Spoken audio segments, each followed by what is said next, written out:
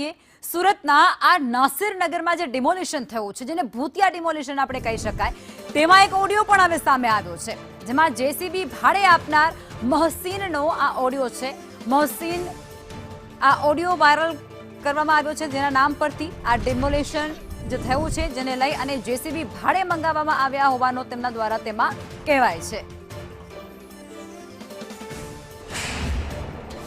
જે મશીન મોકલ્યા હતા એ કેવી રીતે મોકલ્યા હતા? એમ કોર્પોરેશન એસએમસી લેબર કોન્ટ્રાક્ટર જે છે ને તેજુભાઈ, શ્રીરામ એજન્સી વાળા, ફોન આવ્યો અમારે પછી કીધું કે અમને મશીન જોયું છે ભાડેથી. અમને ભાડેથી એમને મશીન આપ્યું. એટલે એક મશીન નું ભાડું શું છે એવું કઈ જાણી શકું ખરા હું? એક મશીન નું ભાડું અમારે કલાકનો 2200 થાય છે. કલાકના 2200? હા. અને પેલું ટ્રેલર ભાડું આપવું પડે 3500 આવવાના, 3500 જવાના. એવું છે? ટ્રેલર ભાડો અને 1 કલાકના 2200. એટલે ત્રણેય મશીન તમારા જ હતા કે એક જ મશીન હતું? મારો એક મશીન હતો. તમારો એક જ મશીન હતો એમ ને? હા. તો ત્યાં તમારું મશીન કેટલા દિવસ ચાલ્યું? એક જ દિવસ ચાલ્યું.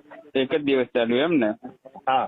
અને ત્યાં આપણે કોર્પોરેશન તરફથી તમને કઈ એમ જે હતું તે તમને કોઈ આમંત્રણ હતું એજન્સીને કે પછી તમે તેજુભાઈ સપોજ હતું?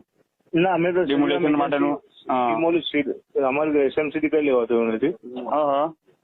અમે તેજુભાઈ હસ્તકે મોકલેલું. એટલે તેજુભાઈ હસ્તક એટલે મેન કોણ? તેજુભાઈ ની ફ્રોમ કઈ? શ્રીરામ એજન્સી. શ્રીરામ એજન્સી એમ ને? હા. એટલે આ એજન્સી ડિમોલિશન નું જ કામ કરે છે કે બીજું અન્ય કઈ કરે? હા, ડિમોલિશન નું કામ છે એનું.